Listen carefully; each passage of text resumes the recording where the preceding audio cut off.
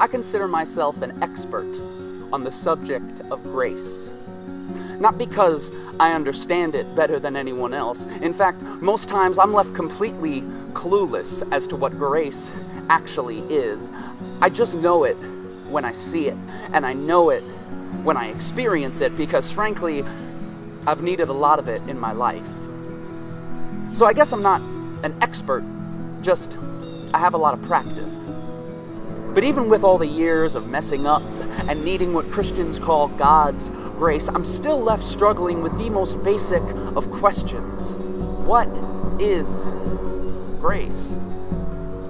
You see, I think way too often we in the church overcomplicate something that at its purest form could not be more simple.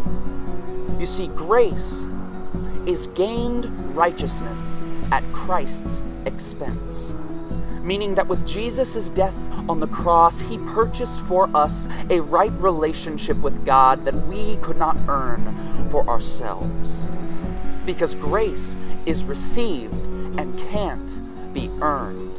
And once this gift is realized, it adequately covers everything, meaning every debt is canceled, every single sin, past, present, and future. So get ready and come expectantly, because grace is a growing revolution and carnal execution, meaning that as we leave the flesh behind and as we die more and more to ourselves, we are stepping into a movement that continues to change the world by giving redemption and communion to everyone.